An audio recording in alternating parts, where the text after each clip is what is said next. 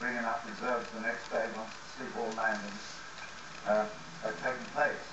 Seaborne landings were due to come in 7 hours later. We took off from England at 11 o'clock and we expected to land around 12:20.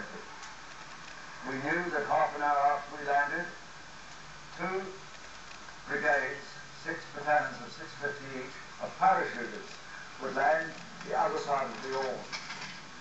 And one of those battalions, the 2nd Battalion, Somerset's, was due to come straight to this bridge from their rendezvous to relieve us here. To come straight over the 2 bridges, if they were not blown up, and up into Benneville, where by that time we expected the enemy to be forming up, to disperse them and stop them attacking the bridges.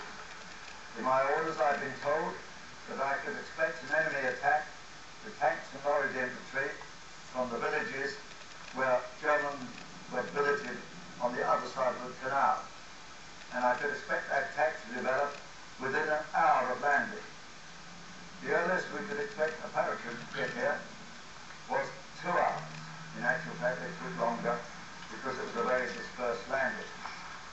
And when they did get here, there were only 150 strong instead of 650. But during the night, of course, the rest of them came across the bridges and helped the battalion the other side of this canal. We'll go back to the glider now. We're just about coming up to the first turn. We've stopped singing, and I don't have to say there was a very high tension. Opening the door and getting the fresh air through the window, as far as I was concerned, had a tranquilizing effect. I was all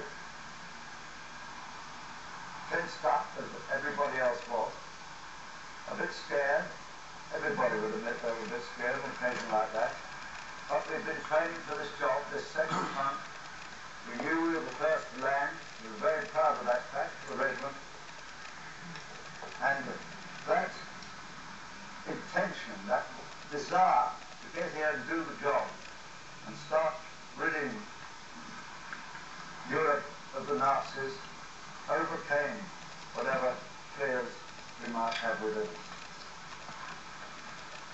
Now the drill, when you come in one of those gliders, you're sitting face to one another alongside the glider, is you link arms to the man next to you, and you do a what we call a butcher's grip. You lift up your legs, because we knew in a rough field like this, the bottom of the glider would break up. They're only made of plywood. And you lift up your legs and you just pray to God your number is enough. And that's all we can do about it. We're in the hands of those glider pilots. So the tension, as we knew the glider pilot gave us a signal or thumbs up that we were coming into land. We didn't know whether we were the first glider, speaking personally, or the second, or the third. Because each of the platoons had a job, whether it was the first, second, or third. The first platoon was to put the pillbox out of action. The pillbox is still there under those 2 houses occupied by the men who were at the bridge. Sorry to say that it will disappear when we have the new bridge. So the first section up there, from the first platoon, took that pillbox out of action by a smoke bomb on the road, and through the smoke, the leading section to run with their grenades, short tube grenades, put them to the gun sticks. That's where we thought the switch was for blowing up the bridges. Once that was out of action, there was no firing until that moment. This is one of the complete surprise. While that was happening, with the pillbox out, the rest of the platoon under the leader, straight across the bridge. When we got here, I saw that we were the first platoon, and the platoon got out, and as I got out of the glider, it was the most exciting time of my life, which I'll never forget. For 3 reasons. The first one was, there was no firing. We had complete surprise. The next was, I could see the tower 50 yards from where I was standing. And the third was, the nose of the glider was through the wire defences, where on the model during briefing back in UK, I'd asked the leading rider to put it, so that we wouldn't have to use the Bangalore torpedoes which we put under the wire to blow up the wire. I could hardly believe it. It's magic. There was no fire, we had a surprise, we were right up near the bridge, and we were through the wire of the enemy defences. Nobody could have done a better job. Staff Sergeant Jim Warwick, who flew the leading glider, colleague Jeff Barclay in the third glider, did a magnificent job. Number 2 landed within 100 yards, and those of you who've seen the 3 markers here will know 1, 3. In actual fact, it's 1, 2 is the far one, and 3 is the one Jeff brought in. And now we are approaching the time of landing. And as has happened ever since the end of the war, the Gondray family have very kindly supplied champagne to give us so that we can toast our fallen comrades. And so my chaps who are here and families who are with them will be drinking champagne to toast our fallen comrades.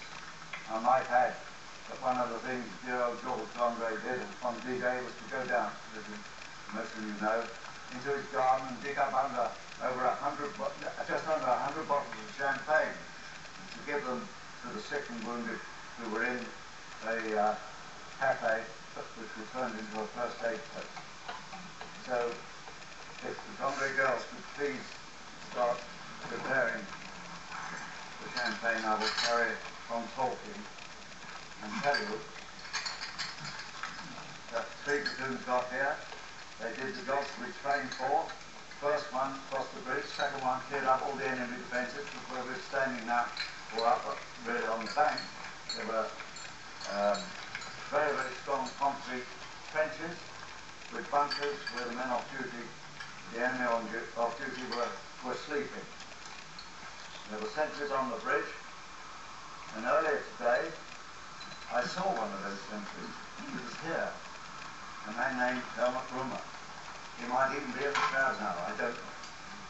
But he was here, and he told me subsequently that he and his colleague Irwin, who were on the bridge, heard a bump in the crash of the field and thought it was a crash bomber. And they were arguing as to whether they should wake up the sergeant who was in a bunker near the pillbox. And while they were doing that, they heard some thudding, and it was obviously the leading platoon coming up this track and up onto the road. And next we saw 20 men with black faces, guns at the hip, not firing, they couldn't make that out. And the thing he added at the end, which was so true, was we could see it with the look of their eyes that they were looking for trouble. Well, I mean, that's pretty marvelous.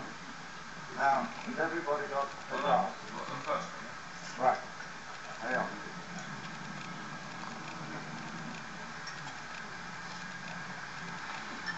As a matter of interest, is Helmut here? There you are. He's back there.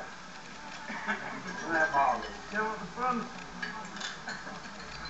He knows all my men survivors. It's a hard thing for French to believe.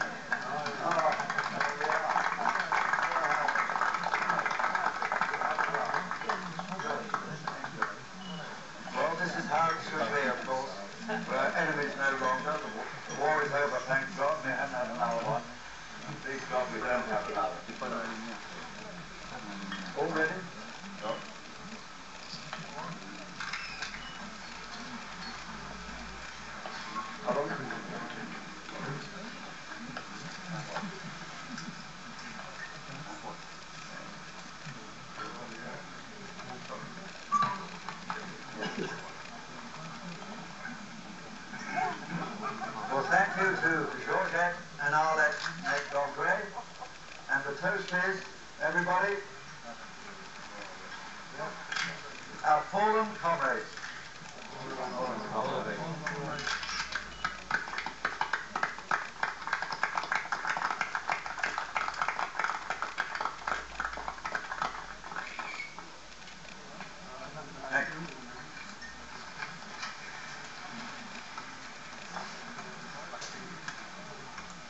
happens to me.